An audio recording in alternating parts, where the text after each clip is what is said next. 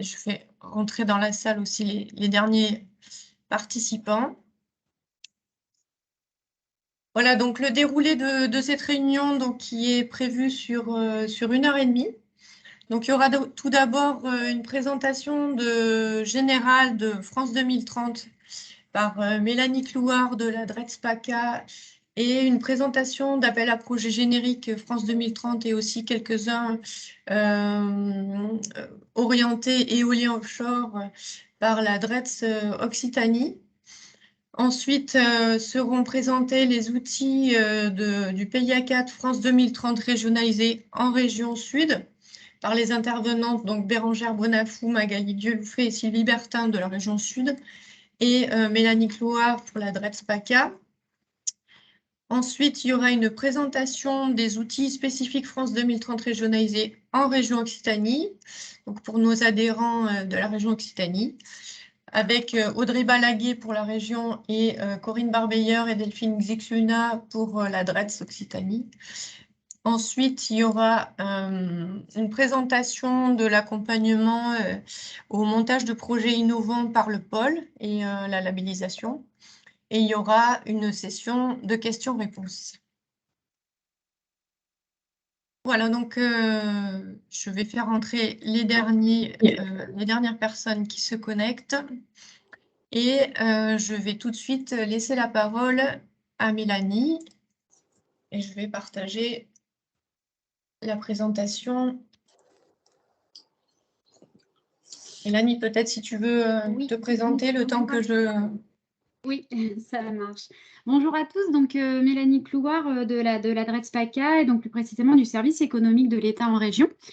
Donc moi, je travaille particulièrement sur donc la coordination, certes, du PIA4 France 2030 régionalisé pour la région PACA, mais avant tout également dans le déploiement des dispositifs nationaux du Grand Plan d'investissement France 2030.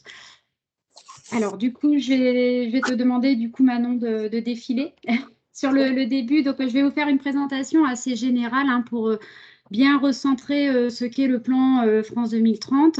Et puis ensuite, je vais vous présenter des dispositifs nationaux dont vous avez sûrement déjà entendu parler, mais avec des deadlines qui approchent. Donc, on s'est permis de faire un petit rappel. Et puis, il y aura mon collègue de la DRETS Occitanie, Guillaume Bello, qui nous fera une présentation plutôt sur l'éolien flottant. Voilà, donc le grand plan d'investissement France 2030, finalement, c'est une continuité des dispositifs qui existaient déjà, des dispositifs nationaux tels que le France Relance et le programme d'investissement d'avenir. Alors du coup, maintenant, je vais te demander de passer. Alors, voilà, donc depuis un peu plus de 10 ans maintenant, on a 4 programmes d'investissement d'avenir qui se sont succédés. 2020, on arrive sur la crise sanitaire, un programme d'investissement doté de 20 milliards d'euros, le PIA4. Et puis, suite de la crise, le grand plan d'investissement France 2030 qui est déployé à partir de 2021. Qui comprend une enveloppe globale de 54 milliards d'euros et qui intègre maintenant le PIA4 à hauteur de 20 milliards. La suite. Alors concrètement, France 2030, comment ça se déploie? Quels sont les grands principes du grand plan d'investissement? C'est en octobre 2021, doté de 54 milliards d'euros, déployé sur 5 années. Les objectifs sont différents du plan de relance. On n'est plus dans le même contexte, avec des critères, des objectifs différents et qui ne sont pas forcément avec des enveloppes dédiées par région. Il n'y a pas une recherche d'équilibre entre les régions sur les financements qui seront apportés. Il y a un soutien à des projets risqués et ambitieux qui est vraiment un critère très important avec une très forte sélectivité des projets. Cela implique quoi? Cela implique que nous, en région, nous devons vous aider et devons identifier ce que l'on appelle les acteurs émergents, puisque 50% des fonds alloués au plan France 2030 accompagneront ces projets. Acteurs émergents, ça va définir beaucoup d'entreprises qui ont des projets innovants, avec des projets d'envergure qui vont permettre de renforcer la compétitivité de la France, l'attractivité et de devenir leader dans plusieurs domaines stratégiques. Aussi, associé à cela, 50% des projets qui seront soutenus devront être liés à la transition écologique tout en respectant le principe du do not harm, c'est-à-dire qu'ils ne doivent pas porter atteinte à l'environnement. Enfin, donc la majorité des dispositifs, des appels à projets que vous voyez émerger sont ouverts et des instructions ont lieu au fil de l'eau. Mais il est probable que d'ici 2025-2026, sur les 5 années qui arrivent, les dispositifs évoluent en fonction de ce que justement l'on constate dans les instructions, en fonction des besoins des entreprises qui va fortement évoluer d'ici les années à venir. Enfin, les instructions seront laissées en partie à des experts indépendants de manière à avoir des instructions approfondies et d'expertise dans chacune des filières prioritaires de l'État. Alors, là, je vais aller assez rapidement. C'est juste pour vous indiquer que ce grand plan France 2030, en fait, il y a 10 objectifs principaux qui ont été définis sur des grandes filières. Donc, on va retrouver par exemple l'hydrogène décarboné, on va retrouver l'alimentation saine et par exemple les grands fonds marins. Pour que ces objectifs prennent forme, il va y avoir des leviers, 5 leviers qui seront transverses à toutes ces filières pour permettre justement d'accompagner chacune de ces filières. Et à cela va s'ajouter le PIA4. Là, on va retrouver les stratégies d'accélération qui avaient été définies, qui avaient été commencé d'être rédigées depuis 2020. Donc, on va en retrouver 22 tout le temps qui évoluent avec différentes phases. Et puis, on va retrouver toujours les modes de financement que l'on avait dans les programmes d'investissement d'avenir avec des soutiens structurels à des startups, à des entreprises qui font de la R&D et puis à du projet collaboratif. Tout en sachant que ce plan France 2030, il est clairement piloté par le secrétariat général pour l'investissement. Et puis, vous allez avoir des opérateurs que sont l'ADEME, l'ANR, la BPI, la Caisse des dépôts, selon effectivement la filière concernée. Alors, toutes ces informations qui sont très vastes, elles sont consultables et elles sont disponibles aujourd'hui sur 2 sites Internet. Vous allez avoir toujours le site du gouvernement qui vous indiquera chacune des stratégies d'accélération et leur état d'avancement.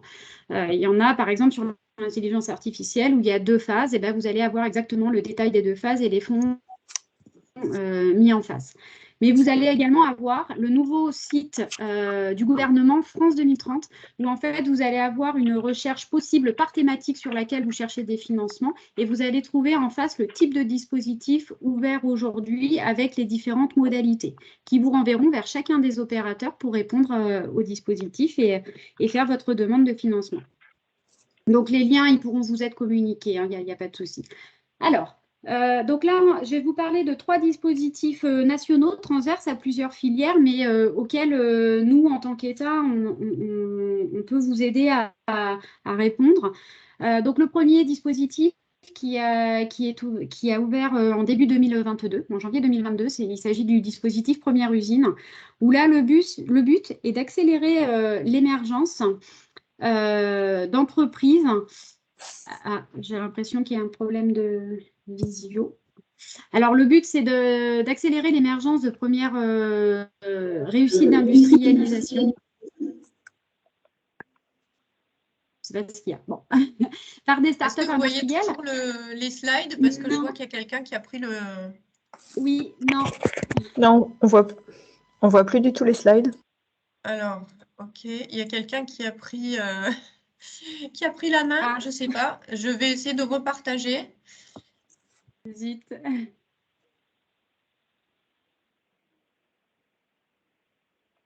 C'est pas les bonnes. C'est tout bon, Manon. C'est bon, on a retrouvé la slide. Oui. Ok, Donc, super. première usine. Alors, le but est d'accélérer l'émergence de produits de première réussite industrielle. Donc, c'est un dispositif qui va permettre de financer des premières industrialisations. Ça peut être également des démonstrateurs industriels ou des unités de production mutualisées. Le but étant que c'est quand même un dispositif qui est orienté vraiment pour des PME. À l'exception, ça peut être des ETI, mais ce n'est pas la priorité. Les projets doivent être réalisés entre 12 et 48 mois et doivent être minimum de 5 millions d'euros, avec un ratio d'aide qui sera de 60% en subvention et 40% d'avance récupérable. L'opérateur ici est BPI France et il y a déjà eu 2 relèves cette année. La dernière date du 13 septembre. Voilà. Et donc, sachez que nous, alors c'est un dispositif à partir du moment où vous posez votre dossier, il y aura une présélection qui sera faite par BPI et ensuite vous aurez une audition qui vous permettra de rentrer ou non en instruction approfondie. Il faut savoir qu'à chacune de ces étapes, nous, les DRETS en région, on est consultés justement pour avoir aussi un avis sur le dossier. Donc, n'hésitez pas à revenir vers nous pour toute demande sur votre projet. Alors, ensuite, deuxième dispositif dont je voulais vous parler parce que notamment la deadline approche, c'est la semaine prochaine. Donc, il s'agit du concours Innov, la 10e vague. Donc là, le but est d'accélérer le développement et la mise sur le marché de solutions et de technologies innovantes avec une envergure mondiale. Donc là, le porteur de projet ne sera uniquement que des PME. Il ne s'agit pas de projets collaboratifs. Les projets doivent faire entre 12 et 36 mois et l'assiette doit être entre 1 million et 5 millions d'euros. Alors ensuite, effectivement, en fonction de la taille de l'entreprise, que vous soyez une petite ou une moyenne entreprise, le pourcentage d'aide varie puisque c'est dépendant du régime d'aide qui sera mis en place. Et puis avec un ratio 75% de subvention et 25% d'avance remboursable. L'opérateur sera BPI France ou l'ADEME selon la thématique. C'est-à-dire qu'il y a 4 thématiques. Alors ici, par rapport aux membres du pôle maire, je pense qu'on va être plutôt sur la thématique énergie, ressources et milieux naturels. Donc effectivement, l'opérateur sera peut-être plutôt l'ADEME. Oui. Voilà. Et donc la clôture 28 septembre, donc ça approche très fortement. Et ensuite, dernier dispositif. Mélanie, je peux juste intervenir parce que j'ai vu sur le concours Innov une nouveauté. Auparavant, il fallait les dossiers complets à transmettre.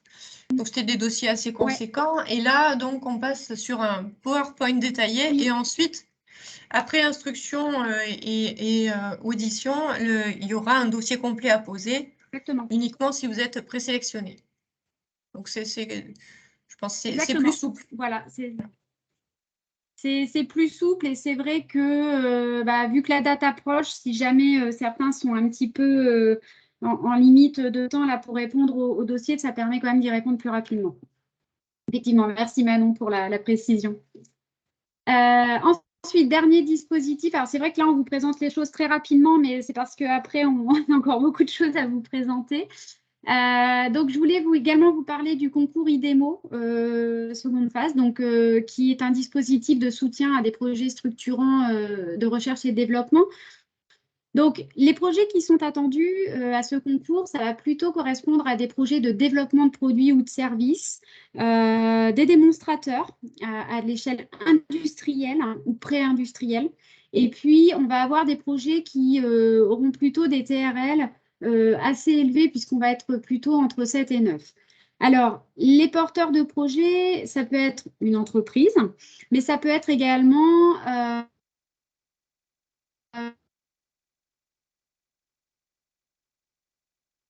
des constructions, puisque là, on est plutôt entre 36 et 60 mois et on a un projet qui doit faire minimum 4 millions d'euros. Alors ensuite, au niveau des aides, alors en fonction justement du projet que vous allez déposer à ce concours, selon que vous alliez faire de la recherche industrielle ou du développement expérimental, le régime d'aide qui va s'appliquer va être différent et donc le pourcentage de subvention ou d'AR va varier. Enfin, là, l'opérateur, c'est BPI France, donc c'est toujours sur la plateforme BPI France habituelle pour ceux qui connaissent déjà. On est sur des instructions qui sont en système de relève. Donc, la prochaine a lieu au mois de novembre, le 8 novembre prochain. Et l'appel à projet est ouvert jusqu'à juin 2023, 20 juin, voilà, 20 juin 2023 ou épuisement des fonds. Mais en tout cas, pour le moment, on ne parle pas de fermer le guichet, donc il est toujours ouvert. Du coup, il ne faut pas hésiter à déposer vos dossiers au 8 novembre. Voilà. Donc, j'en ai fini, moi, pour ma partie. Du coup, ce sera Guillaume qui va prendre le relais donc, sur un appel à projet, je pense, beaucoup plus axé sur vos secteurs. Voilà. Et je reste disponible, de toute façon, pour toute question. Merci Mélanie. On va passer à la présentation suivante. Je voulais juste indiquer que vous pouvez poser vos questions dans le chat et on les reprendra à la fin des 2 premières interventions donc, qui concernent les dispositifs France 2030 au niveau national. Et je vais partager tout de suite mon écran pour la 2e présentation. En attendant, est-ce que tout le monde m'entend? Très bien. Très bien, parfait. Bon, bonjour à tous, Oui. je suis Guillaume Bello. Je travaille pour la DRETS Occitanie au sein du service économique de l'État en région. Et pour une partie de mon temps, j'ai une délégation dans le cadre d'une mission nationale sur le développement des énergies renouvelables, enfin sur le développement de l'industrie des énergies renouvelables. Et donc, je m'occupe notamment de coordonner ce qui se passe sur ce sujet au niveau de la façade méditerranéenne. Voilà, donc si on peut passer la diapo. Je vais essayer de faire vite. Voilà. Juste quelques rappels sur le marché de l'éolien flottant, dont vous avez sans doute bien connaissance. C'est un marché qui est considérable, enfin, qui actuellement est presque inexistant, mais qui a un potentiel considérable et une très forte croissance attendue à court moyen terme. Avec la France qui est aujourd'hui bien positionnée en termes d'avancement, puisqu'on a 4 des 8 premières fermes pilotes qui seront installées chez nous, dont 3 en Méditerranée. On a des usines de nacelles, de pales, on a des usines de sous-stations, des choses comme ça. Et puis on a 3 parcs de 250 MW d'éolien flottant qui sont en cours d'attribution, dont 2 en Méditerranée, avec l'appel d'offres numéro 6, avec leur extension qui est prévue d'ici quelques années alors en Méditerranée, 2 parcs de 500 MW en plus chacun. Donc ça veut dire que les 2 parcs méditerranéens auront à terme une puissance de 750 MW chacun. En plus, le président de la République a annoncé, en plus de ces 3 parcs, le président de la République a annoncé à Belfort un objectif à 40 gigawatts d'éolien en mer installés d'ici à 2050 et on pense qu'il y a une bonne part de ces 40 gigawatts qui seront constitués par des éoliennes flottantes. Et en plus de tout ça, il y a l'export. Donc on a vraiment un marché qui s'annonce considérable d'ici quelques années. Donc tout l'objectif de notre stratégie au niveau de l'État, ça a été de traduire notre avance actuelle, notre avance qui est pré-commerciale. Aujourd'hui, il n'y a pas d'offre commerciale sur l'éolien flottant, mais de transformer cette avance en un succès industriel pour nos entreprises, que ce soit en France, mais aussi pour toute l'activité export, à travers 2 enjeux, l'enjeu d'innovation et l'enjeu d'industrialisation. Et le vecteur utilisé, on en a parlé, c'est France 2030, avec plus d'1 milliard d'euros qui ont été annoncés par le président pour l'innovation et l'industrialisation des ENR. Alors, ce n'est pas 1 milliard d'euros pour l'éolien flottant, il y en a je n'ai plus le chiffre exact, mais c'est quelque chose comme 400, je crois, millions d'euros qui sont prévus pour l'éolien flottant. Mais bon, donc il y a des moyens importants pour cette stratégie. Si on peut passer. Donc, je vais me concentrer essentiellement sur l'innovation. L'idée de tous les programmes d'innovation qui doivent être lancés, c'est de créer une filière qui soit compétitive en réduisant le coût de production d'électricité par l'innovation, par la diminution de l'empreinte environnementale des projets et par l'amélioration de leur acceptabilité. C'est vraiment les 3 principaux sujets sur lesquels on a des objectifs sur ce point-là. Donc avec différents outils, un programme d'équipement prioritaire de recherche, plutôt sur la recherche fondamentale amont. Et pour ce qui est des entreprises, 2 programmes, l'un à destination des PME pour structurer la chaîne de valeur et puis leur faire développer les aider à développer les solutions innovantes. On appelle un projet qui est opéré par l'ADEME, dont vous avez le lien. Et un deuxième appel à projet qui est plus sur des consortiums ou sur des entreprises de plus grande taille qui visent à développer des démonstrateurs ou des briques technologiques, avec une prochaine relève au 15 mars 2023, qui est également opérée par l'ADEME. Donc les thématiques, c'est de développer des briques techno pour diminuer les coûts, soutenir les expérimentations, Et en termes technologiques, c'est plutôt sur il y a quelques sujets qui sont cités, mais ce n'est pas exhaustif, hein. C'est le développement d'une sous-station flottante, tout ce qui permet de favoriser la coexistence entre les différents usagers de la mer et les exploitants de l'éolien flottant, la recyclabilité, les outils de couplage flotteur-turbine, et bien d'autres. On peut passer à diapo. Donc là, sur d'autres aspects qui sont des aspects d'industrialisation, qui sont des aspects importants, hein. On a un objectif qui est de créer une offre de construction de flotteurs à l'échelle des façades, que ce soit la façade Atlantique-Manche d'un côté et la façade méditerranéenne de l'autre, pour pouvoir alimenter les parcs français et les futurs parcs français, mais aussi aller chercher l'export, tout en évidemment pérennisant des emplois dans nos ports français et accessoirement, mais pas que, participer à la reconversion écologique. Donc pour les ports, on a différents outils qui ont été mis en place et qui sont encore en cours. Donc on a fait réaliser un état des lieux des ports français par le CEREMA. On a un appel à manifestation d'intérêt pour la structuration la structuration des infrastructures portuaires, pardon. Et derrière, on aura un appel à projet pour aider à l'investissement dans ces infrastructures portuaires. Et pour l'industrie, on a un appel à manifestation d'intérêt pour la structuration des projets industriels. Et également en cours un appel à projet pour le financement des projets industriels. Et puis, il y a un sujet dont on ne parlera pas là aujourd'hui, mais qui est fondamental, c'est le renforcement des compétences via un appel à manifestation d'intérêt pour les compétences et les métiers d'avenir. Voilà, j'avais 2 autres diapos, mais je vous laisse pour information parce que je vois que j'ai déjà dépassé mon temps.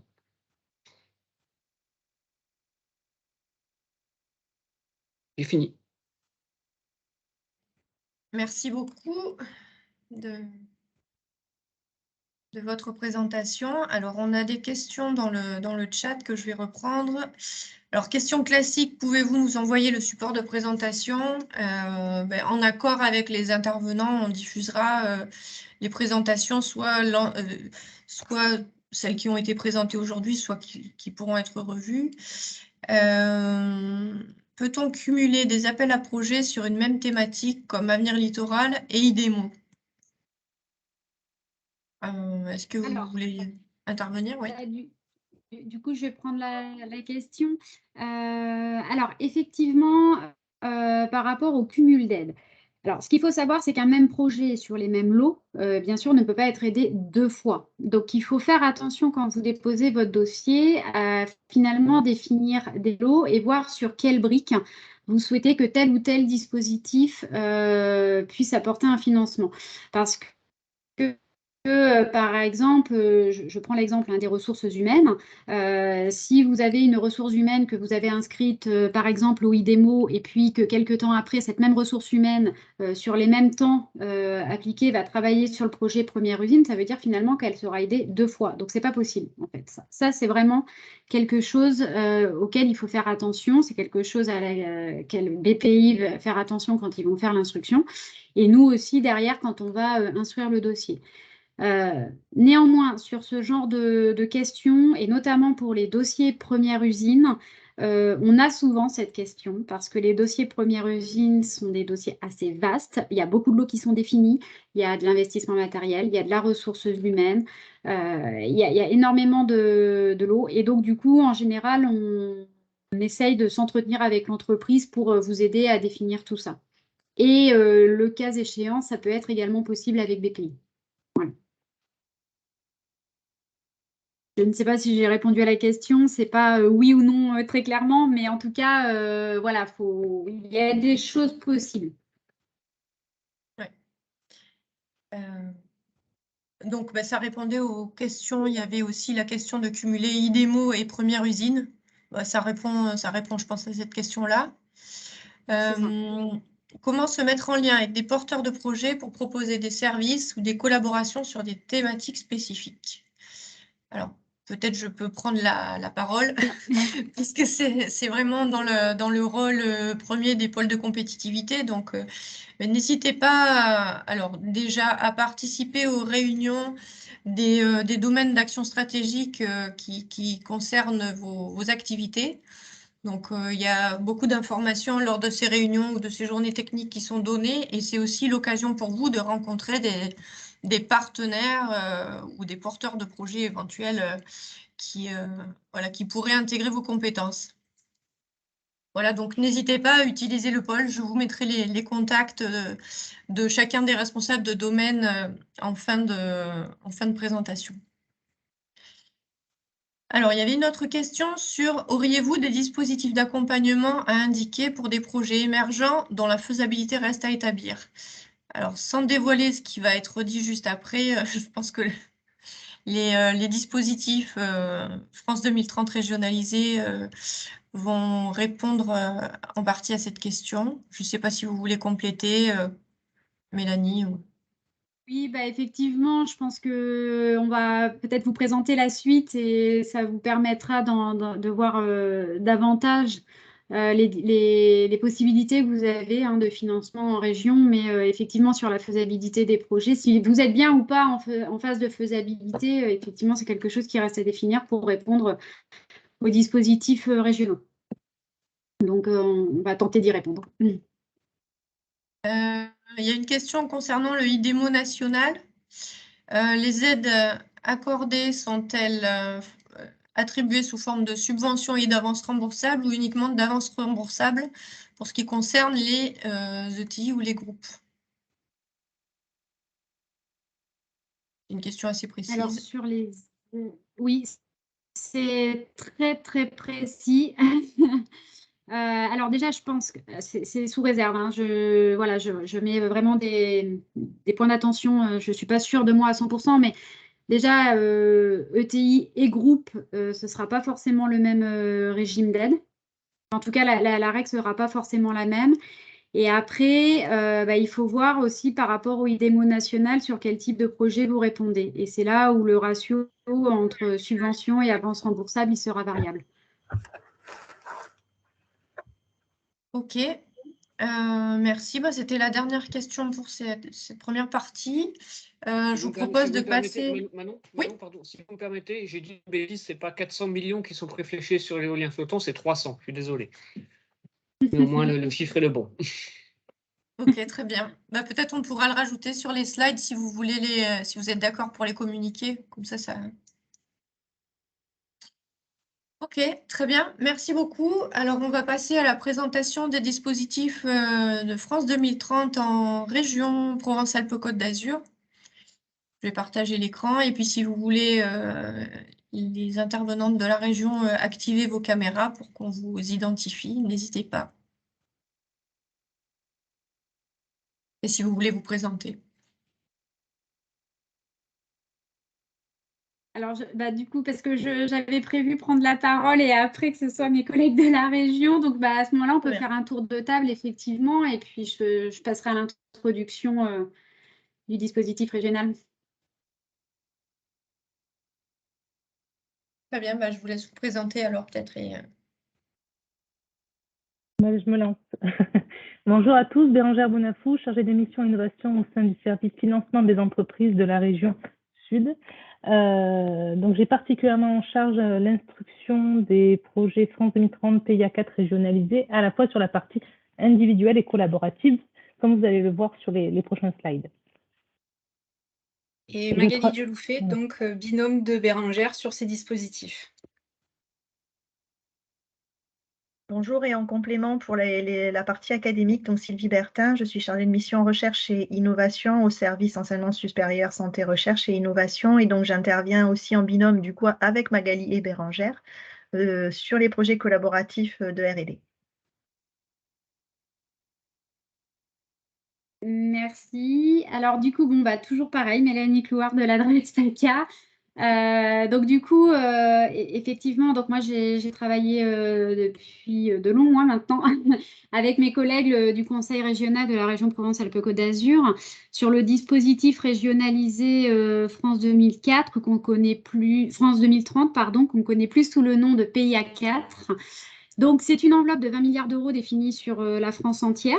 C'est un dispositif qui va se développer, qui va se déployer jusqu'à 2025. Donc, il faut savoir qu'en région Provence-Alpes-Côte d'Azur, il y a 37 millions d'euros de l'État qui ont été alloués pour la région.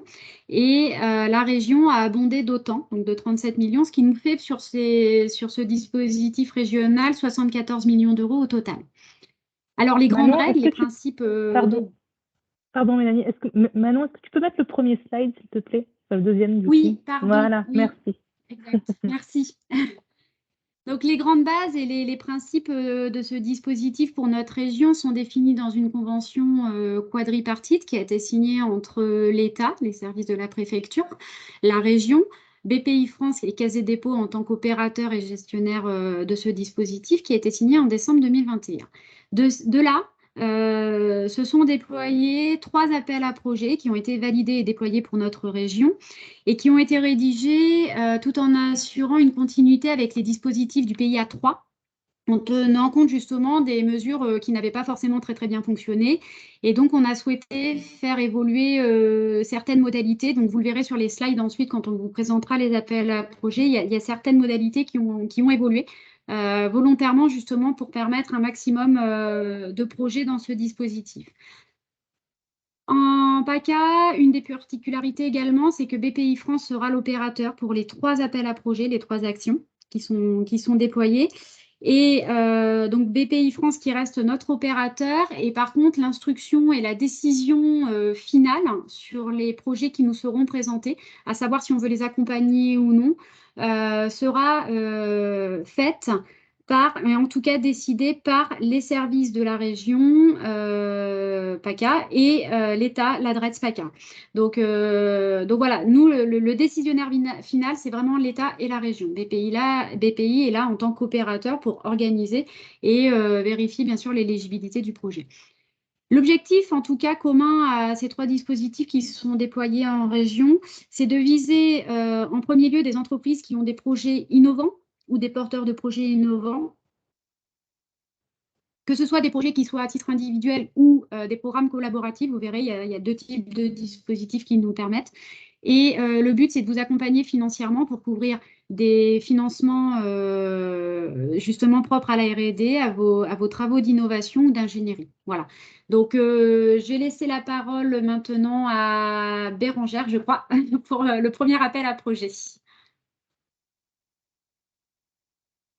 Merci, Mélanie. Manon, merci beaucoup.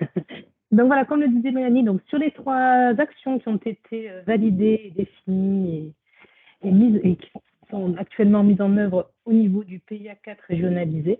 Le premier est l'action projet d'innovation, qui prend suite au volet projet d'innovation qui existait déjà par ailleurs dans le PIA 3, mais qui a été amélioré.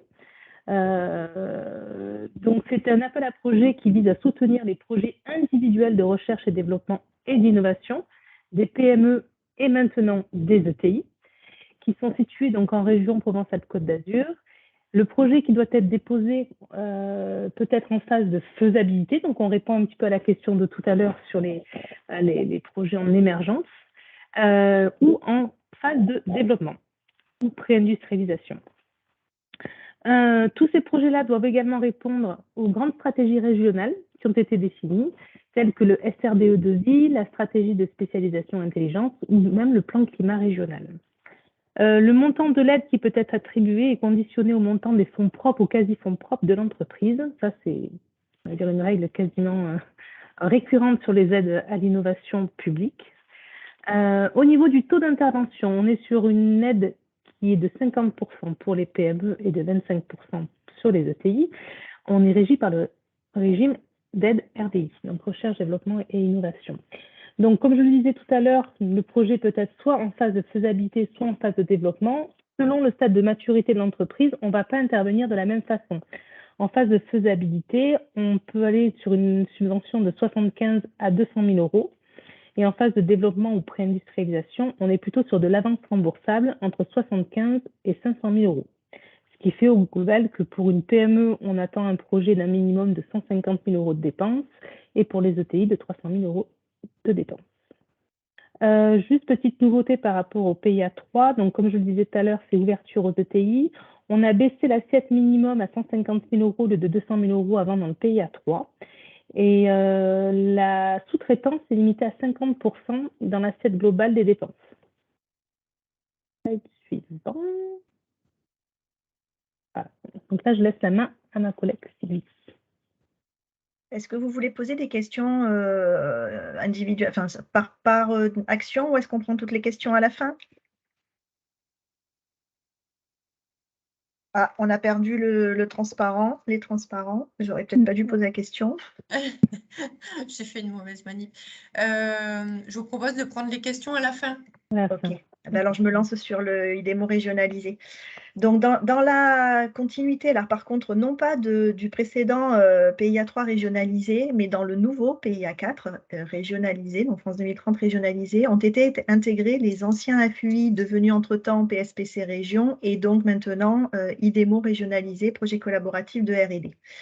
Je ne reprendrai peut-être pas les éléments de Bérengère sur l'intérêt sur le territoire régional, puisqu'il faut évidemment qu'ils servent et le plan et les filières, et ou le plan climat, et ou les différentes stratégies, qu'elles soient de développement éco ou de recherche.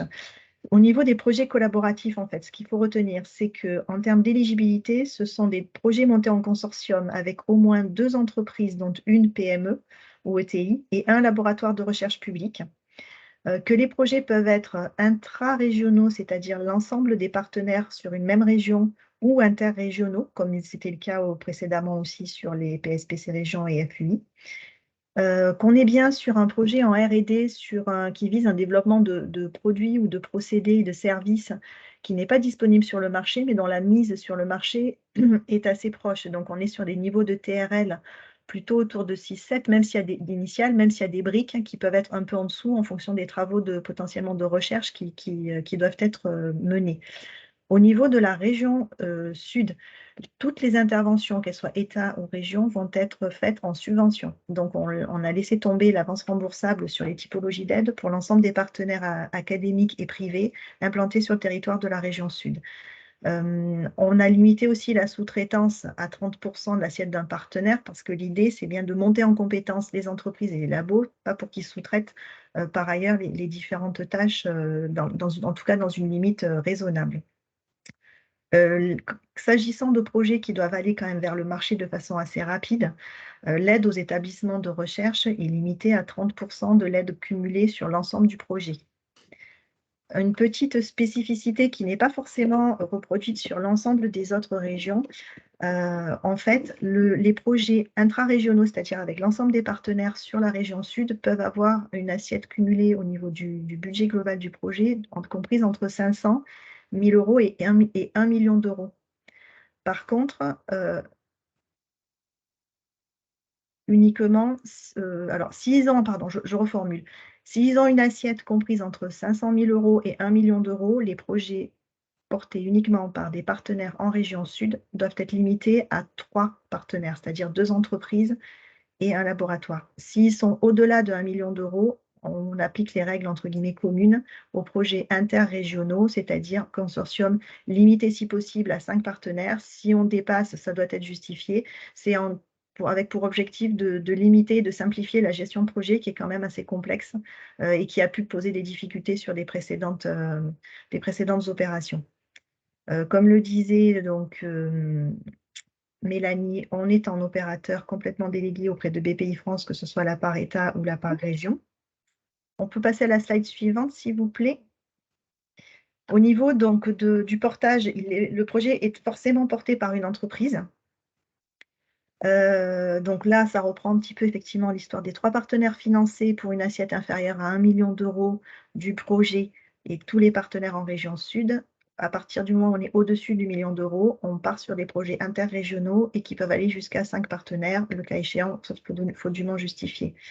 En termes de régime d'aide, donc on se cale aussi sur le régime RDI et les taux d'intervention en fait sont donnés au niveau des entreprises dans le petit encadré, la bleue, en sachant qu'une labellisation par un pôle de compétitivité en région sud apporte une bonification de 5% sur le taux d'aide.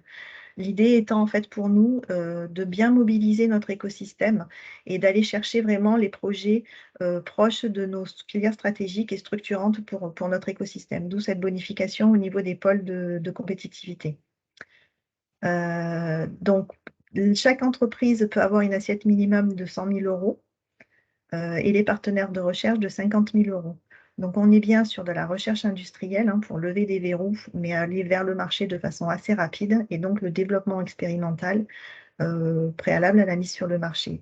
Dans ce cadre-là, les études de faisabilité, les phases de faisabilité ne sont pas éligibles. Là, on est vraiment sur une phase de R&D, donc on est déjà sur du développement. Je crois que j'ai tout dit. Oui, non, je rajouterai juste un point. Étant donné qu'il s'agit d'un volet collaboratif régionalisé, en fait, toutes les régions se sont entendues pour avoir le même calendrier de fonctionnement. C'est un appel à projet qui est ouvert en continu, mais qui a 2 relèves annuelles, une sur fin avril et une sur fin octobre. Les dates précises seront chaque fois mentionnées sur les sites de dépôt, mais toutes les régions sont calées sur les mêmes dates de relève afin que nous puissions instruire en coordination avec elles, et je pense que la région Occitanie pourra rebondir là-dessus, puisqu'on peut être amené à financer des projets qui émergent sur plusieurs cadres d'intervention dès lors que les partenaires sont sur plusieurs régions. En tout cas, au niveau des calendriers, c'est calé et on a convenu après avec les régions de fonctionner en coordination pour pouvoir aller travailler sur des projets interrégionaux. On a une question également sur les budgets de chaque région, ou du moins plutôt les critères d'éligibilité de chaque région, comme tout le taux d'intervention de chaque région. Concernant le IDEMO ou concernant les projets concernant le d'innovation? IDEMO, pourquoi est-ce qu'on a des critères différents? Donc, on a la question. Eh bien, chaque région a réfléchi en fonction de son territoire et des besoins qui remontaient par ses acteurs, par les pôles, par les entreprises, par les laboratoires, et en fonction des difficultés ou des besoins qui ont été rencontrés les précédentes années, les régions et les services de l'État en région ont choisi de proposer en fait un mode de fonctionnement et des modalités de fonctionnement qui leur sont propres. Donc, c'est vrai que d'une région à une autre, on peut être amené à avoir en entreprise de l'avance remboursable ou pas. Des taux d'intervention qui ne sont pas les mêmes. Donc, en fait, ce qu'il est important de savoir, c'est que le partenaire qui est implanté sur la région X se voit appliquer les conditions de financement de la région X dont il dépend. Les projets interrégionaux qui doivent être déposés en fait par le chef de file sur son territoire. Donc, si en région sud, on a un projet dont le chef de file est une entreprise de la Seine-sur-Mer au hasard, et qu'il a des partenaires sur la région lyonnaise ou la région Occitanie, c'est le dépôt sur le site de la région sud qui va être mis en œuvre. Et ensuite, les régions vont se communiquer les différents projets qui viendront émerger sur les régions périphériques ou autres. Ce qui veut dire qu'il faut vraiment que chaque partenaire regarde de quel cahier des charges il dépend, même si le dépôt est centralisé sur une seule région. Et ce sera ces règles-là qui s'appliqueront à chaque partenaire. Par partenaire, on entend l'entité qui réalise les travaux sur le site d'implantation. Si le siège est à Paris, mais que les travaux se font sur une antenne sur Nice, c'est bien le cadre d'intervention de PACA qui s'appliquera sur l'entreprise qui fait les travaux sur la région sud. Est-ce que c'est suffisamment clair comme réponse?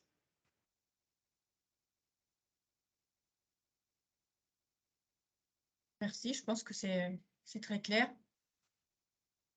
Je ne sais pas si vous avez fini la présentation ou si on prend les questions ou on va au bout. Je crois qu'il manquait le calendrier, c'est ça?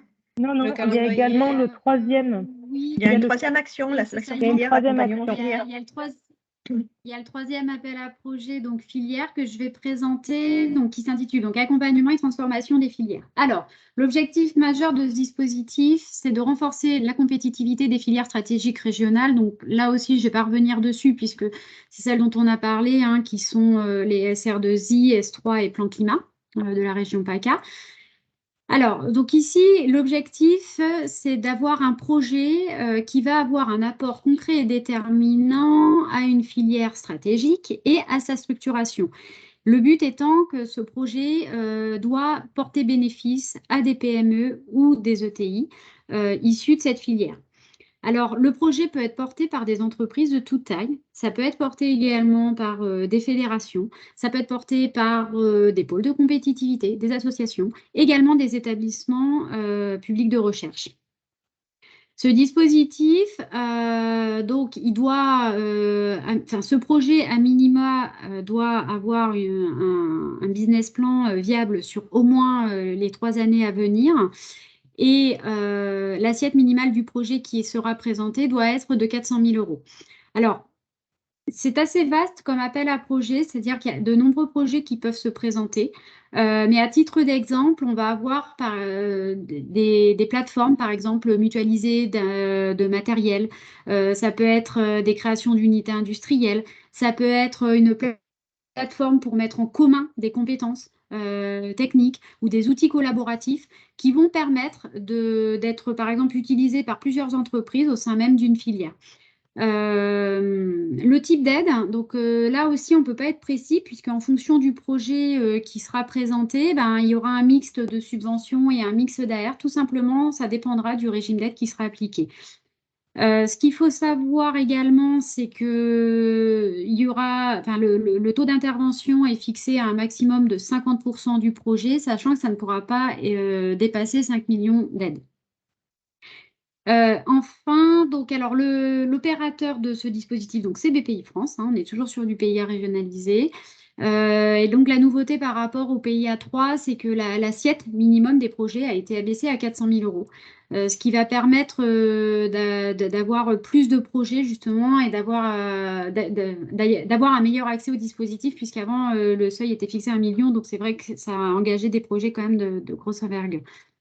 Voilà, donc sur ce type de projet et d'appel à projet, si vous avez des questions, là aussi, n'hésitez pas à revenir vers nous parce que ça peut vraiment concerner un type de projet très, très vaste. Les règles ne sont pas aussi bien définies, les modalités ne sont pas aussi bien définies puisqu'on peut vraiment avoir affaire à une palette de projets très diversifiés. Donc, en fonction du projet, il y a des modalités qui se fixeront. Mais là aussi, on peut vous accompagner.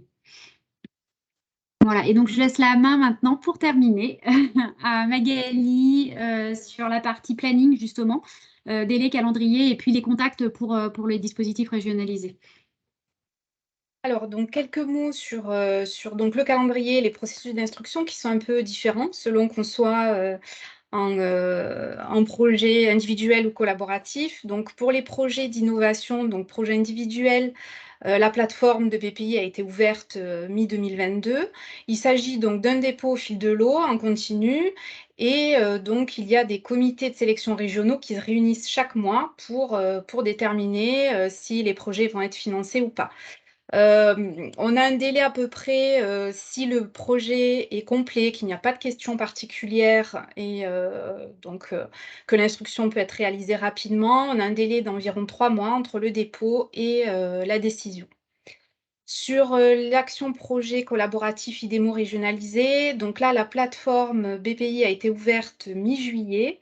Il n'y avait pas de possibilité de dépôt jusqu'à la semaine dernière. Donc, depuis la semaine dernière, vous avez la possibilité de déposer vos dossiers sur le IDEMO régionalisé. Ça peut être un dépôt en continu, mais il y a des dates de relève qui se situent à fin avril et fin octobre. Vous avez le détail dans le petit calendrier à votre droite. Et donc là, on est sur des comités de sélection régionaux, État-région, semestriels. Et enfin, pour l'action accompagnement et transformation des filières, c'est un peu le même principe que pour le IDEMO régionalisé. La plateforme, elle a été ouverte en même temps que pour les projets d'innovation. On est sur un dépôt en continu avec des dates de relève là aussi, mais plutôt à fin mars et fin septembre. Et donc, on est sur là aussi des comités de sélection régionaux, État-région, semestriels. Donc, voilà. Et enfin, vous pouvez trouver donc sur cette dernière slide l'adresse de la plateforme de dépôt pour les 3 dispositifs, ainsi que vos correspondants pour l'État avec des adresses génériques, donc pour la DRETS et pour la région. Et vous avez également les noms des personnes qui sont référentes sur ces dispositifs à l'État et à la région.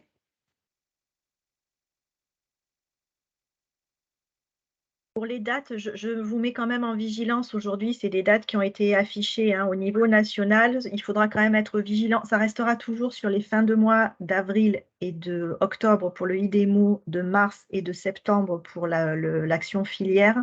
Mais vraiment vérifier les dates qui sont inscrites sur le site de dépôt des dossiers. Elles pourraient bouger à la marge à plus ou moins quelques jours. Donc voilà, visez chaque fois qu'on est bien sur des fins de mois, mais avec une lecture précise au moment où vous visez la relève, qui n'est pas un jour ou deux de décalage, puisque là, par contre, si vous ratez la relève, on repart sur les 6 mois d'après. Bonjour, Merci. j'ai une question à vous poser. Alors, est-ce que vous pourriez les poser par chat parce qu'il y a eu beaucoup de questions posées par j'ai pas trouvé écrit le chat. et on les reprend au fur et à mesure. Merci. C'est juste pour savoir si les présentations seront envoyées aux personnes qui se sont inscrites. Oui, tout à fait. Donc, je reprends les premières questions. Donc, il y a une première question sur le IDEMO régionalisé. La réponse a été donnée par le chat, mais je ne sais pas si tout le monde a accès au chat, donc je la reprends par oral. Donc, pour le IDEMO régionalisé, qui a le plus grand pouvoir de décision entre BPI et la région? Donc, il y a une réponse faite par Mélanie. Je vous laisse la parole pour la dire. Oui, j'insiste sur le IDEMO régionalisé. Les décisionnaires sont la région et l'État. Donc, BPI ne décide pas. Ils peuvent émettre un avis, bien sûr, avoir leur avis, on va dire, financier et technique, certes, mais à la fin, ceux qui décident, ce sont les financeurs. Donc, en l'occurrence, ce sera l'État et la région. Au travers des comités de Voilà. sélection régionaux d'ailleurs, qui ont été présentés en dernière étape, où en fait chacune des actions fonctionne de la même façon, même si on n'a pas des dates communes entre les 3 actions qui ont leur fonctionnement propre. Il y a chaque fois un comité décisionnel État-région en présence de l'opérateur BPI, mais qui reste opérateur. Alors peut-être est-ce que vous pourriez préciser justement le rôle de BPI? C'est plutôt contrôler l'éligibilité administrative. Il y a aussi de l'expertise innovation, mais ceci dit, il émet un avis. Donc après, à nous aussi de creuser. Alors, chose que je n'ai pas précisée non plus peut-être pour le IDEMO régionalisé, c'est qu'une fois que l'éligibilité est vérifiée et que le projet rentre bien dans les fourches codines en fait, des priorités régionales, on déclenche une audition pour pouvoir justement rencontrer le porteur. Cette audition peut être réalisée en présence, donc elle est forcément réalisée en présence des services de l'État et de la région et de BPI. On peut ouvrir aussi cette audition au pôle de compétitivité s'ils ont été labellisateurs d'un projet, mais aussi aux EPCI partenaires qui pourraient intervenir en cofinancement, en fait, en plus des financements octroyés par la région et l'État. Donc là, on est aussi en train de se rapprocher, nous, au niveau de la région sud, des EPCI, donc essentiellement métropole et grandes agglos, afin de voir dans quelle mesure ils souhaitent pouvoir intervenir en complément sur les dispositifs là présentés cet après-midi, pardon. Oui, et EPCI, en fait, c'est des métropoles, les communautés d'agglo, etc. Oui, excusez-moi, donc les métropoles et les grosses communautés d'agglo. Bien, merci. Alors, il y avait une question sur les modalités différentes d'aide entre les régions. Alors, comme je l'ai un petit peu expliqué, en fait, ça dépend vraiment du besoin qui a été identifié et travaillé entre les services de l'État et de la région et des acteurs sur l'écosystème de l'innovation. En région sud, on a vu qu'en fait, on avait une perte de vitesse sur notamment les projets collaboratifs de R&D qui intéressaient de moins en moins d'entités. Et le retour qui nous avait été fait, c'était la difficulté au niveau des avances remboursables où des petites PME n'allaient pas forcément aller puisque ça les mettait trop ça mettait trop de risques. Donc l'idée, en fait, pour rendre incitatif le dispositif sur notre territoire, ça a été de baisser le seuil à 500 000 € pour aller toucher vraiment là, les PME et ETI pour qu'elles puissent générer des petits projets de plus petite envergure jusqu'à 1 million d'euros qui pourraient être soutenus 100% en subvention. Donc ça explique l'ouverture jusqu'à un budget de 500 000 €. Et la subvention, pour aller, comme on est quand même sur un projet de R&D, c'était de s'affranchir de ce risque qui nous a été soulevé au niveau du financement en AR pour essayer de lever un maximum de projets. On pense que c'est un réel outil de rapprochement entre entreprises et laboratoires. Ce sont des premiers pas aussi qui peuvent initier après des partenariats à plus long terme sur notre territoire, de type laboratoire commun, de type autres projets, et puis peut-être potentiellement des réponses à des appels nationaux, voire européens. Donc pour nous, il était important de les faciliter au maximum.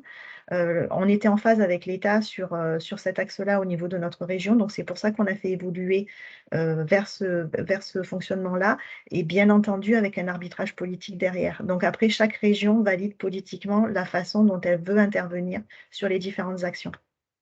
Je pense que l'Occitanie complétera, mais je...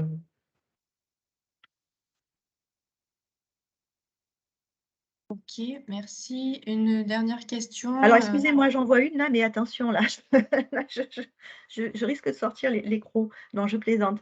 Pouvons-nous connaître les intérêts par région afin de peut-être définir notre zone d'implantation? Ça veut dire que vous n'êtes pas encore implanté et que vous allez venir vous installer, ou que vous allez choisir sur quel service et quel site vous allez faire les travaux pour répondre à un projet? Quel est le... Vous pouvez préciser la question?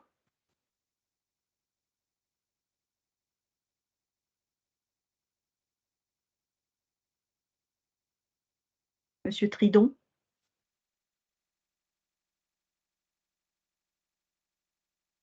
Si vous êtes dans une région, vous appliquez le cadre qui est dans la région dont vous dépendez. C'est bien le chef de file. En fait, il faut dissocier le dépôt qui doit être fait par le chef de file, donc celui qui porte le projet dans sa région, mais après les règles d'intervention au niveau de chaque partenaire, il faut se référer au cadre d'intervention de chaque région. Donc vraiment du site d'implantation où se font les travaux.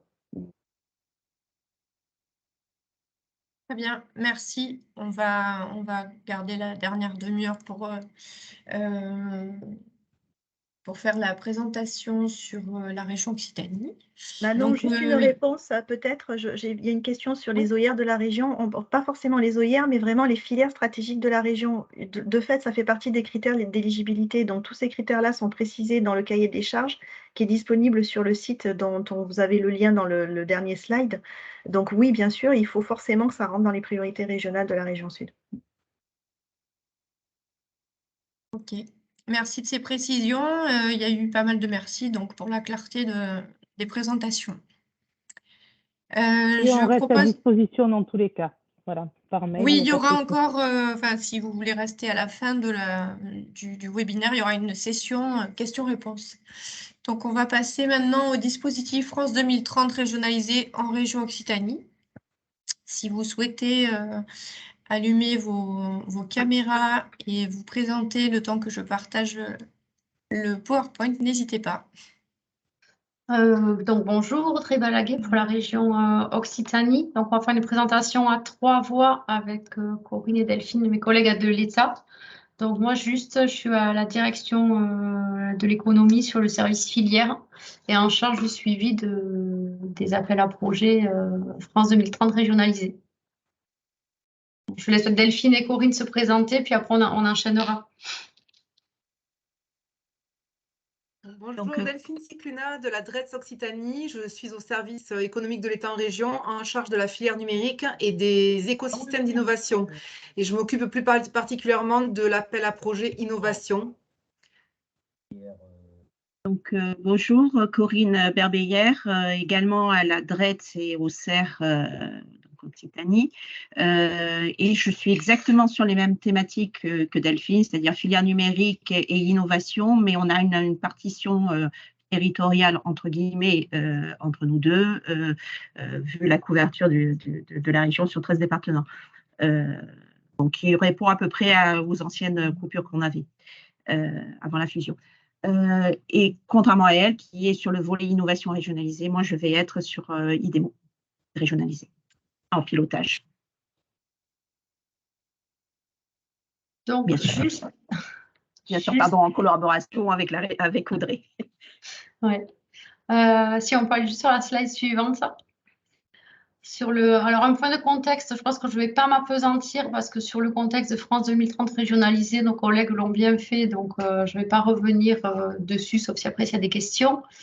Juste dire pour qu'en Occitanie, donc l'enveloppe globale, elle est de 88 millions d'euros à parité État-région. Sur les 4 volets qui vous ont aussi été présentés, pour le moment en Occitanie, il n'y en a que 2 qui sont déployés. Donc le premier qui est l'appel à projet innovation, sur lequel on a dédié 40 millions. Donc on est sur du soutien de projets individuels et c'est au fil de l'eau. Sur l'axe 2, donc sur IDEMO, on est à 30 millions d'euros. Donc sur des projets collaboratifs, là je crois que vous l'aurez compris, avec les 2 relèves par an, nos collègues l'ont bien précisé. Donc on va rentrer un peu plus dans le détail sur l'appel à projet innovation. Alors, sur la typologie des dossiers attendus, il y a eu des questions là-dessus. Donc, nous, les projets que l'on attend doivent s'inscrire, bien sûr, en cohérence avec les objectifs de France 2030 et en cohérence avec les stratégies d'accélération et avec nos 8 thèmes de la SRI. Donc là, on vous a remis les 8 thèmes là, donc avec notamment un thème sur l'eau et sur le littoral. À noter qu'on a rajouté une thématique par rapport à notre SRI, ce que sont les industries créatives et culturelles.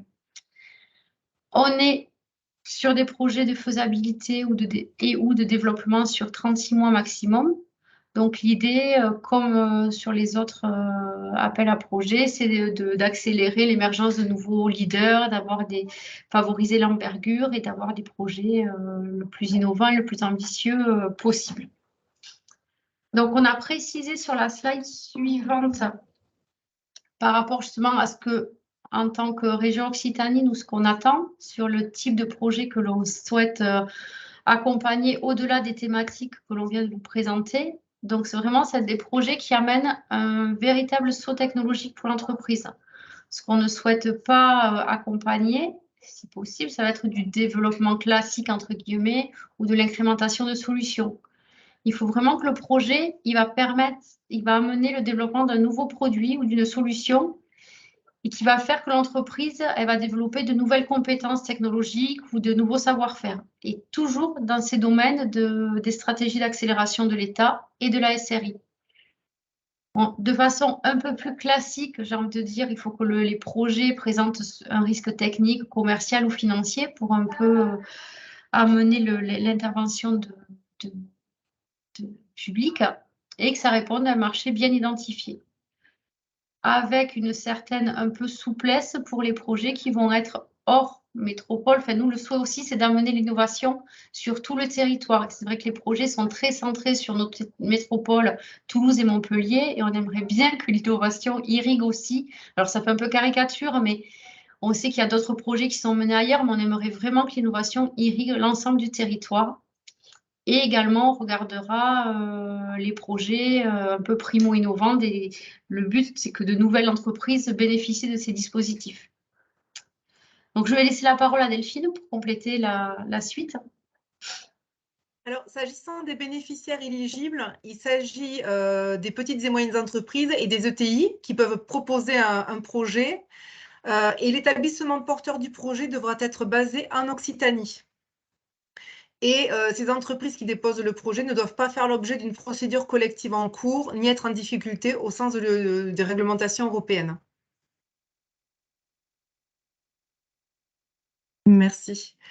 Alors, s'agissant des modalités de l'aide, l'aide de État-région, l'aide publique, sera comprise entre 75 000 € et 500 000 € maximum. On n'a pas mentionné d'assiette minimale de projet, on a fait exprès, mais en tout cas, l'aide ne pourra pas dépasser 500 000 €. Alors, on a décidé que jusqu'à 200 000 € d'aide publique, jusqu'à 200 000 €, on pourrait donner cette aide sous forme de subvention et le reste en avance remboursable. Alors, je vais vous faire un exemple. Par exemple, sur un projet où est-ce que je fais mon exemple ici? Sur un projet, par exemple, sur par exemple 500 000 € d'aide publique demandée par une petite entreprise, l'aide pourra financer 45%, donc elle pourra financer 225 000 €. Et sur ces 225 000 €, jusqu'à 200 000 €, ce sera de la subvention et les 25 000 € qui suivent seront donnés sous forme d'avance remboursable. Sachant que le montant de cette aide pourra être modulé au regard des fonds propres de l'entreprise, des aides antérieures dont l'entreprise a pu bénéficier, de son profil, de sa prise de risque, voilà, et de ce genre de critères-là. Et il faut un seul dossier par projet, c'est-à-dire qu'une entreprise peut déposer des dossiers pour plusieurs projets, mais pour un seul projet, c'est un seul dossier.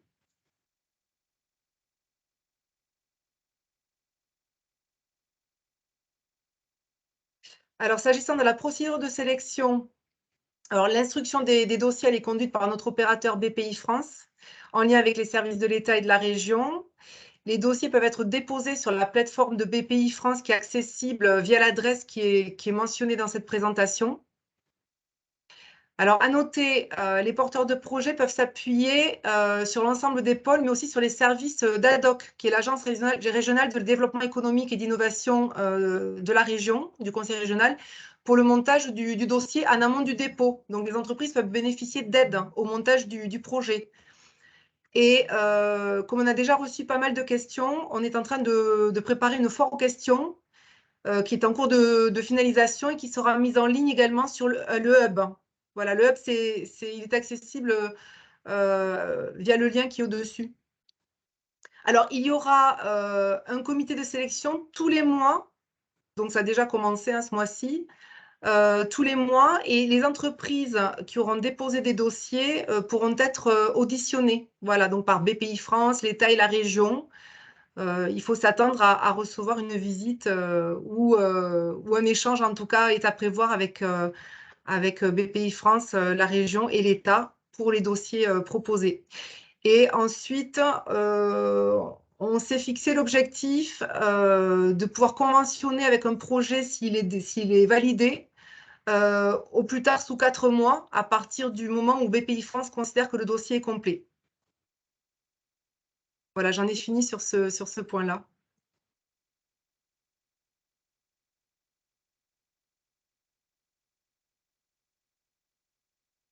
Vous voulez faire les questions maintenant sur l'appel à projet ou on déroule tout comme pour les autres régions? Oui, je pense qu'on peut tout dérouler et puis on prendra les questions à la fin. Oui. Donc, juste sur IDEMO, c'est Corinne qui commence sur les types de projets attendus. Bon, on ne va pas reprendre effectivement. Ah oui, d'accord, tu as déjà simplifié. Donc oui, on est sur des projets d'innovation et développement expérimental au sens du régime RADI, hein, bien sûr, donc européen, qui sont ambitieux, là on insiste beaucoup, collaboratifs et qui associent, comme pour PACA, entreprises et recherche académique. Et les objectifs qui sont visés, c'est l'industrialisation et la mise sur le marché, donc que ce soit de produits, de services ou de procédés innovants, pour lesquels on va rechercher quand même au moment de l'instruction une forte valeur ajoutée et un fort potentiel de croissance. Donc les domaines, ce sont les mêmes que pour l'appel à projet innovation régionalisée Occitanie. On prend les 8 thèmes de la SRI régionale, mais aussi les thèmes qui sont développés par les stratégies d'accélération et les différents objectifs qu'il peut y avoir dans le plan national France 2030. Donc voilà pour ce qui est des projets. Plus précisément, donc pareil, une durée qui est comprise entre 24 et 48 mois, une assiette de projet. Alors, une chose importante, assiette du projet entre 1 et 4 millions d'euros. Ça va viser les projets interrégionaux et de même façon côté que cela était pour l'appel à projet en PACA, on descend l'assiette minimale pour les projets intra-régionaux à 515 euros. Ils ont aussi la possibilité d'aller jusqu'à 4 millions s'ils le souhaitent. Et encore une fois, tous les projets qui sont au-delà de 4 millions d'euros, eh bien, il faudra les diriger vers l'appel à projet national que Mélanie vous a présenté brièvement en début de webinaire. Une chose aussi importante, c'est que en fait, au niveau des partenaires, donc là, on a repris un certain nombre de critères que vous voyez, c'est-à-dire que tout partenaire qui aurait moins de 5% de dépenses ne pourra pas être pris en compte en tant que partenaire, mais devra ou s'autofinancer ou être en sous-traitance. De la même façon que dans l'appel à projet en PACA, on a la même limitation de 30% maximum de dépenses en sous-traitance, pour les mêmes raisons que celles qui ont déjà été exposées. Et les partenaires de recherche académique, eux, ne pourront présenter des dépenses qui n'entraîneront que 50% maximum des aides sollicitées. Voilà. Ça nous donne à peu près les règles. Donc là, je pense que c'est à toi, Audrey. Oui, alors concernant le consortium, je vais faire un petit bis repetita par rapport à nos collègues de PACA. Donc, on sera sur un consortium qui doit comporter minimum 2 entreprises, dont une PME ou une ETI, et à minima un partenaire de recherche. Donc, c'est vrai qu'on a eu beaucoup de questions là-dessus, ça a quand même interrogé. Donc, on est bien sur 3 partenaires minimum, avec un maxi de 5. Et l'entreprise, on a une entreprise obligatoirement en chef de file. Donc, on l'a dit, des consortiums intra- ou interrégionaux. Ça a été aussi précisé par nos collègues. Donc, c'est le consortium, selon la région dont il dépend, appliquera les conditions de sa région d'appartenance. S'il s'avère qu'il y a un partenaire qui soit dans une région qui n'a pas fait le choix ou qui n'a pas encore publié l'appel à projet, ce partenaire devra s'autofinancer. Donc, sur les bénéficiaires éligibles implantés en Occitanie, donc PME, ETI, on a fait le choix aussi de financer les grandes entreprises. Avec notamment une des conditions, c'est qu'elles drainent aussi des partenaires un peu primo-innovants. Donc, les partenaires académiques, on vous a mis la référence au régime d'aide qui reprend dans son annexe tout ce que l'on entend par un partenaire de recherche académique. Et encore une fois, Delphine, vous parlez de la FAQ tout à l'heure, on fait le même exercice sur IDEMO et on détaille un petit peu ce point qui amène, on s'est aperçu qu'il amenait pas mal de questions. Donc voilà, nous pour Occitanie, c'est ça, mais voilà, pour les partenaires d'autres territoires, pensez bien à aller voir le cahier des charges du dit territoire. Donc là aussi… Et juste une précision, excusez-moi, après je me tais. Donc nous, on dit qu'une entreprise, elle est considérée comme implantée en Occitanie, soit elle a son siège, ou il faut que que la R&D soit faite en Occitanie. Parce que si on a juste une adresse pour avoir le siège, mais que toute la R&D se fait en Bretagne, par exemple, on ne financera pas. Il faut vraiment que la R&D soit réalisée sur le territoire. Comme des fois on a la question, je précise. Voilà. Cette fois, je me tais.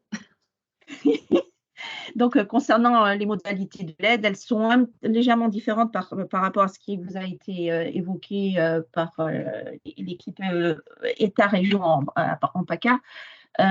Donc, on est bien ici sur des taux maximum autorisés, d'accord, et le taux d'intervention, il pourra être modulé toujours pareil en fonction des caractéristiques du projet, du niveau de risque, du profil de l'entreprise, de l'incitativité réelle de l'aide pour cette entreprise. Mais là, on est sur des taux, donc pour les petites entreprises qui pourront aller jusqu'à 60%, pour les moyennes entreprises, 50%, et pour les grandes entreprises, donc les vraies grandes entreprises et les ETI, au sens français du terme, cette fois-ci, on pourra aller jusqu'à 40%. Et comment se matérialisera cette aide? Eh bien, jusqu'à 300 kg on sera en subvention et le reste en avance remboursable. Avec, attention, un bémol par rapport à ce que je viens de dire pour les ETI et les grandes entreprises, pour lesquelles, en fait, l'aide se fera exclusivement en avance remboursable. Sauf s'il y avait des primo-innovants dans le consortium. Et dans ce cas-là, on verrait comment on va dispatcher et comment on fera un mix subvention et avance remboursable. Mais il faut retenir jusqu'à 300 € de la sub, au-delà de l'avance remboursable, sauf pour les ETI et les grandes entreprises où là, on sera essentiellement sur de l'avance remboursable. Donc ça, c'est le premier point. Bien évidemment, pour les organismes de recherche, on est sur les mêmes modalités qu'en PACA, c'est-à-dire on prend 50% des coûts complets ou 100% des coûts marginaux et on est sous forme de subvention. Les dépenses éligibles proprement dites, vous les retrouverez, on ne les a pas exposées ici, vous les retrouverez dans le paragraphe 2.4 du cahier des charges, qui est accessible sur le hub, et vous verrez l'adresse exacte un peu plus loin dans la présentation, sur le hub Entreprendre. On est aussi, et comme ça c'est valable pour toutes les aides, et je pense que vous êtes totalement habitués à cela, on va rechercher bien sûr l'effet incitatif de l'aide. Autrement dit, aucune dépense ne doit être engagée avant que BPI France ait déclaré le dossier complet. Et quand on parle d'engagement, un devis signé, c'est un engagement. Donc, aucun devis signé avant de commencer les travaux et avant que BPI ait dit, avant que BPI ait dit le dossier est complet. Voilà, c'est à peu près les points importants qu'il faut retenir là. Juste un petit point aussi, vous voyez qu'on vous met dans le cadre d'une collaboration effective, dans le tableau qui donne les taux d'aide. Là, c'est vraiment une définition qui est bien précise aussi. On est sur, en fait, les organismes de recherche doivent représenter minimum 10% des dépenses éligibles du projet, et en plus, ils doivent avoir le droit de publier leurs résultats pour pouvoir espérer avoir ces taux d'aide, y compris pour les entreprises. Alors, ouais, alors le calendrier de relève, du coup, je vais passer très vite puisqu'on vous a déjà donné les principales informations avec voilà, cet appel à prudence sur le fait que les dates pourraient éventuellement glisser d'un jour ou deux. Donc, bon, à titre indicatif, vous les aurez dans le diaporama, mais comme l'indiquait notre collègue, à vérifier sur le site. Du coup, je repasse la parole à Corinne. Oui, alors concernant la procédure de sélection, on a toujours les deux cas de figure, un projet intra-régionaux, interrégionaux. Pour les projets intra-régionaux, donc 100% des dépenses engagées en Occitanie, y compris quand on est sur un établissement, d'accord, pour une entreprise, l'établissement où se fait la R&D. Donc, c'est BPI France qui va présélectionner, organiser l'audition en visioconférence à laquelle nous pourrons participer, État et région. Et l'instruction se fait en collaboration, bien sûr, en lien avec le COPIL. Et c'est toujours le COPIL et donc l'État et la région qui, comme en PACA, prennent la décision de l'aide. Donc, le COPIL décide. Les dossiers, alors une chose qui n'a pas été précisée jusqu'à présent, c'est que normalement, les dossiers qui sont retenus par le COPIL régional sont envoyés par BPI France au SGPI pour que le SGPI puisse appliquer son droit d'opposition. Le SGPI, c'est bon pour tout le monde, secrétariat général pour l'investissement. Donc, en fait, c'est je dirais, le grand patron de France 2030. C'est lui qui pilote l'intégralité de France 2030 pour l'État. Et après cela, parce que la région a gardé la gestion de ces fonds dans le cadre d'IDEMO régionalisé uniquement, donc c'est elle va présenter les dossiers aux instances de décision, et derrière, c'est elle qui conventionnera les dossiers pour ces crédits, et ce sera BPI France qui conventionnera les dossiers pour les crédits de l'État. Pour les projets interrégionaux, on est à peu près sur la même chose au début. BPI France présélectionne. Là, je pense que ce sera BPI France national cette fois-ci qui va agir, puisqu'il y aura forcément plusieurs COPIL régionaux qui sont impactés.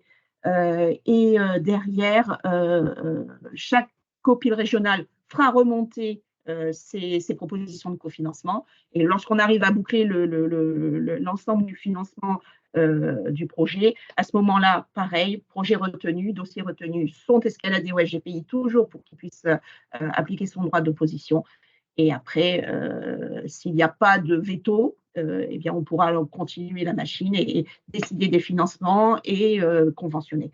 Donc là, les durées d'instruction qui sont visées, c'est environ 4 mois. Une fois que le dossier est complet, bien évidemment. Et en face, voilà. Donc, comme pour les... Excuse-moi, Audrey, j'ai juste oublié de dire une chose. Pareil, vous trouverez et la liste des pièces du dossier au paragraphe 2.8 du cahier des charges, et les critères de sélection des dossiers au paragraphe 2.7 du même cahier des charges. Voilà. Donc, les dossiers à déposer sur la plateforme et par la plateforme BPI, donc via le hub Entreprendre. Comme pour l'appel à projet innovation, donc n'hésitez pas pour les entreprises à vous faire accompagner soit par les pôles, votre référent pôle, et également par l'agence. Alors, une précision, une différence par rapport à PACA. Donc, en Occitanie, la labellisation des pôles n'amène pas une bonification sur le taux d'intervention.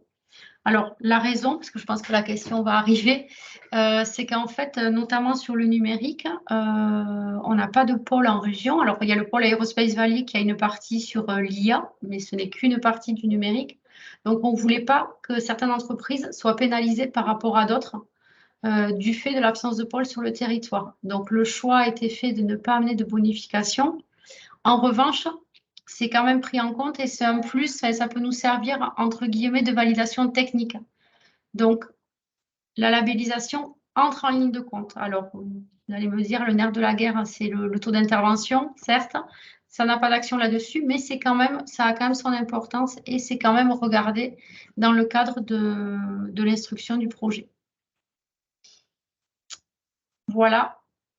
Et donc, sur le hub aussi également, donc c'est sur ces 2 pages du hub où on rajoutera les FAQ très prochainement.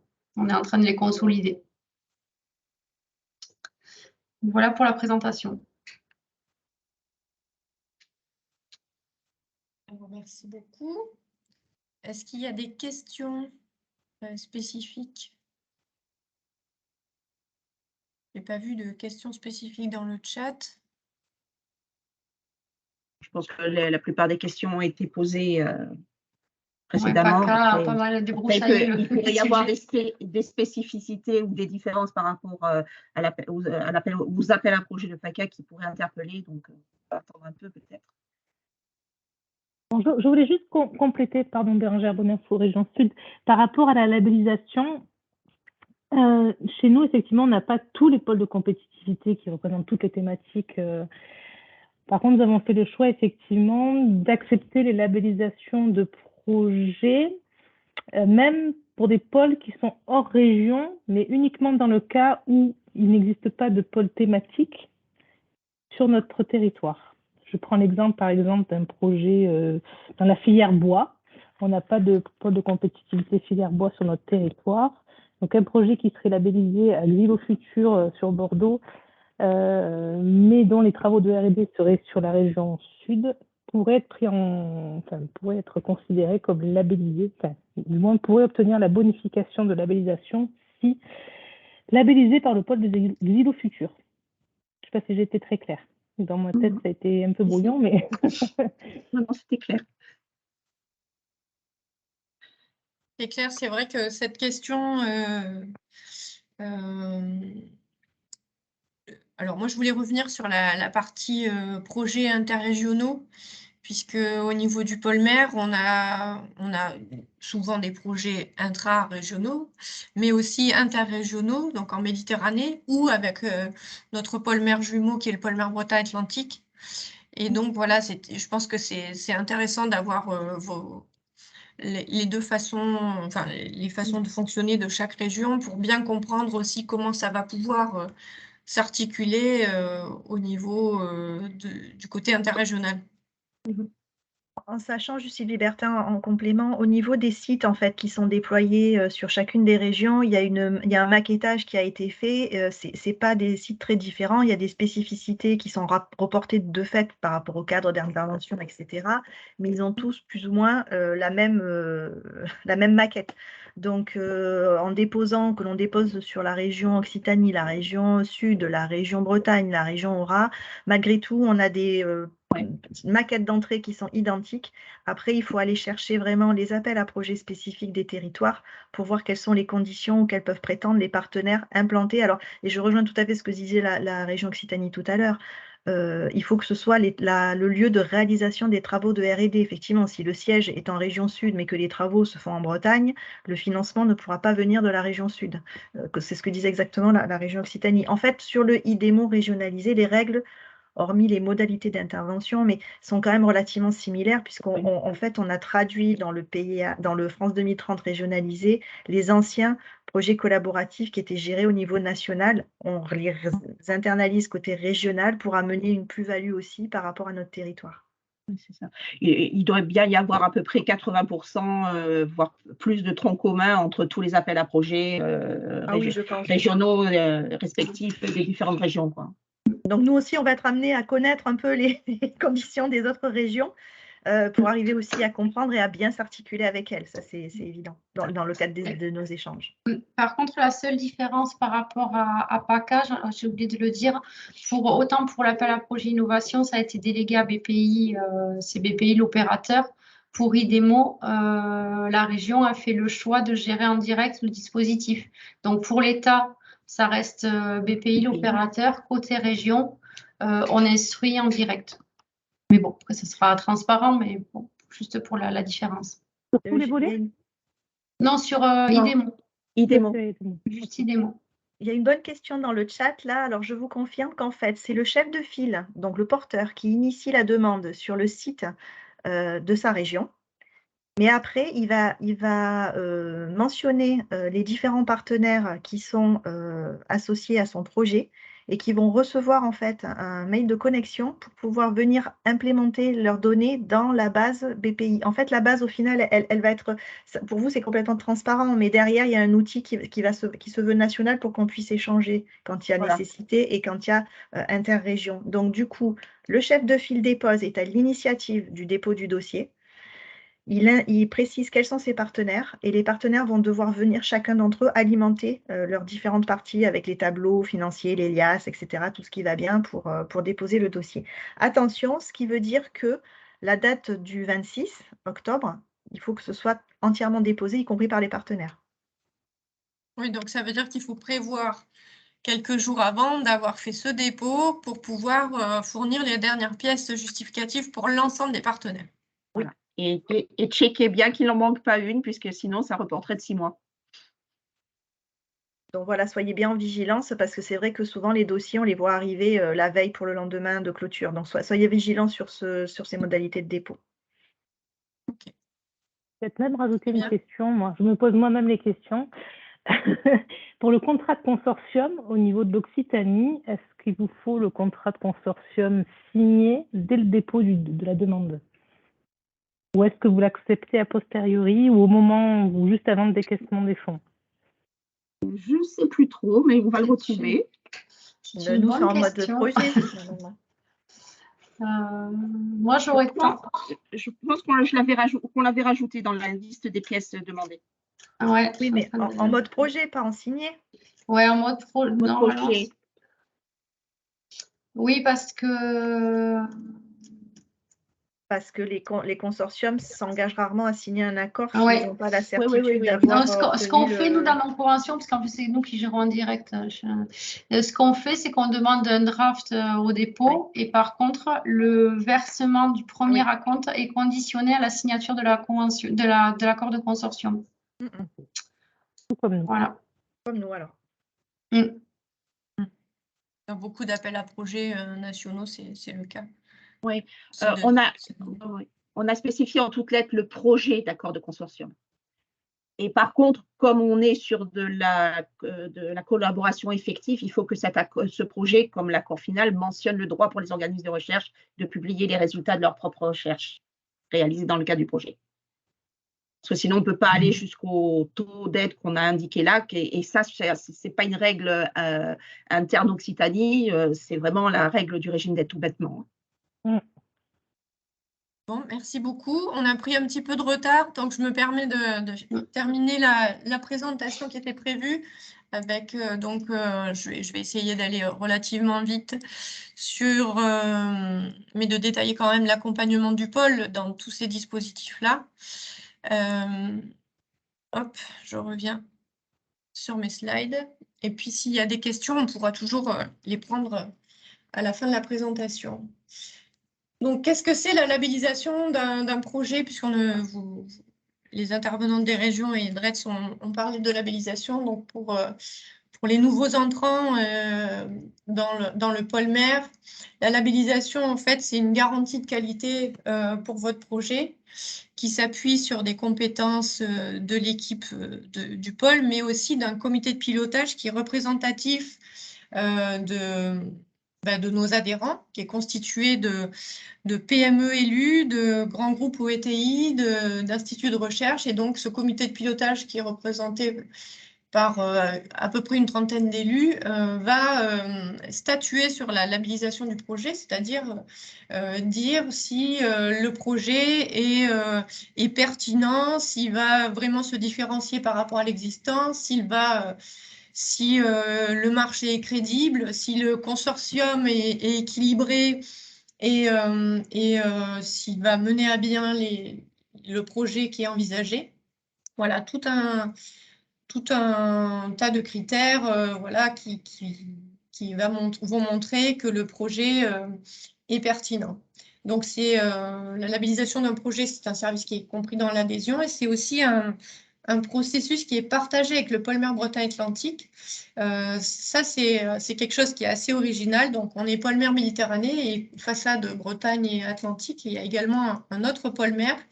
Et on s'échange des informations sur les projets pour éviter qu'il y ait des redondances côté Bretagne ou côté Méditerranée quand un projet émerge d'un côté ou de l'autre.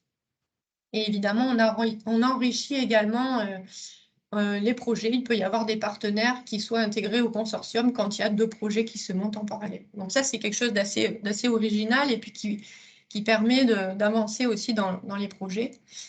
Et depuis le début du pôle mer en 2005, 72% des projets qui ont été labellisés ont trouvé un cofinancement public. Donc ça, c'est un taux qui est assez intéressant et donc ça montre aussi que l'accompagnement du pôle a une vraie valeur ajoutée dans l'obtention d'un cofinancement public. Donc le comité de pilotage, je ne vais pas m'attarder dessus. Vous voyez ici tous les logos des élus, des adhérents qui sont élus dans le comité de pilotage. Alors, comment ça fonctionne une labellisation? Donc, on a un prochain comité de pilotage demain, mais bon, pour celui-là, ce sera trop tard. Pour le dépôt de IDEMO régionalisé, donc ce sera le 26 octobre le dépôt. Il faudrait viser une labellisation soit le 13 octobre pour une labellisation en amont, soit, ce qui est possible aussi, le pôle mer peut également faire une lettre indiquant que le processus de labellisation est engagé et puis, lors d'une présentation formelle, pouvoir statuer formellement sur la labellisation. Donc, il faut compter à peu près un mois minimum pour engager une labellisation lorsqu'un projet est déjà suffisamment maturé. S'il a besoin de maturer, il faut compter bien sûr un peu plus de temps et le pôle peut vous accompagner à trouver des partenaires, identifier l'appel à projet qui est le plus pertinent. Donc, vous avez eu aujourd'hui une présentation des dispositifs France 2030 régionalisés et quelques-uns au niveau national. Il en existe d'autres sur la décarbonation de l'industrie, par exemple, sur les biotechnologies. Il va en sortir également sur les grands fonds. Donc, le pôle est toujours en veille, en fait, pour pouvoir avoir en tête tous les appels à projets existants en lien avec les filières de l'économie maritime et littorale. Ensuite, on peut également vous aider à structurer votre projet par rapport à notre connaissance des filières, notre connaissance des projets existants, de ce qui se passe dans le réseau. Et puis, on peut également vous proposer des prestations spécifiques comme de la relecture argumentée ou de l'entraînement à la présentation orale. On voit que de nombreux guichets maintenant passent par le dépôt d'un PowerPoint détaillé avant une audition. Donc, c'est vrai que la présentation orale, c'est quelque chose qui prend de plus en plus d'importance dans les appels à projets et qu'il faut donc bien peaufiner. Et après la labellisation, le pôle peut également vous soutenir dans votre démarche de recherche de financement et pouvoir faire le lien aussi avec les financeurs publics. L'objectif, bien sûr, est de vous aider à trouver du financement public lorsque le pôle croit en votre projet et que ce projet est labellisé. Alors voilà vos points de contact privilégiés. Donc, je le disais en introduction, donc vous avez un point de contact par domaine d'action stratégique. Donc, pour le sujet défense, sécurité, sûreté maritime, c'est Christian Planès. Sur le naval et nautisme, c'est Marc Batté. Patricia Marin sur tout ce qui est énergie marine renouvelable. Juliette Arménie et Emmanuel Rezouk sur tout ce qui est ressources biologiques marines. Quentin Calas, responsable du domaine environnement et valorisation du littoral, et Corentin Sanguinetti, tout ce qui est port et logistique. Et moi-même, donc responsable innovation, qui travaille en partenariat avec les responsables des domaines d'action. Voilà, et dans quelques jours se tiendront nos Bloomed Days, donc les 25 et 26 octobre, et ce sera l'occasion de venir faire du networking et justement de faire émerger des nouveaux projets innovants sur tous les sujets décarbonation et souveraineté. Donc, on fera aussi un point avec l'ADEME sur les appels à projets autour de la décarbonation, par exemple, et le secrétariat général pour la mer sera également présent et fera le point sur tout ce qui est souveraineté en mer. Donc, n'hésitez pas à vous inscrire, c'était la promo et le dernier slide. Voilà, n'hésitez pas si vous avez des questions.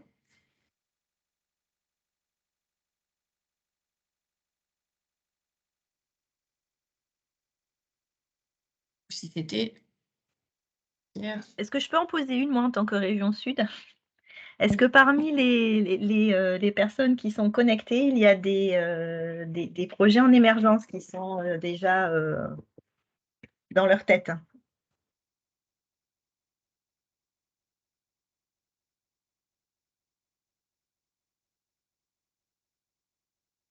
Alors nous, côté pôle, on a connaissance de certains projets.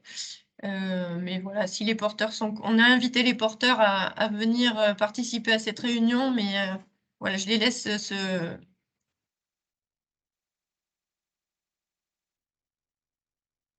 manifester.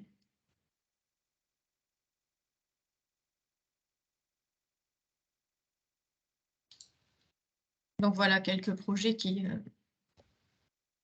émergent. Merci. Je suppose que ces projets sur tout axe confondu? Alors, côté pôle mer Méditerranée, on a 2 projets IDEMO régionalisés qui ont émergé, enfin qui sont en train d'émerger. Et les PIA régionalisés, mais à maturer encore.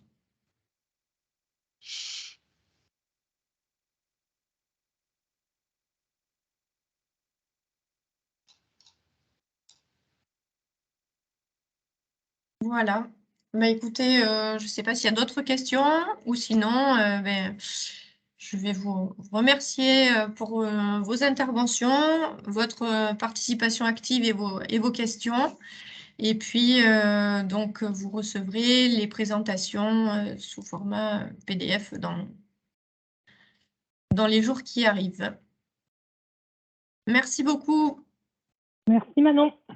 Au revoir. Merci Manon pour l'organisation. Bon après-midi, au revoir. Merci, bon après-midi. Au revoir, merci. Merci, au revoir. Merci, au revoir. Au revoir. Au revoir, merci.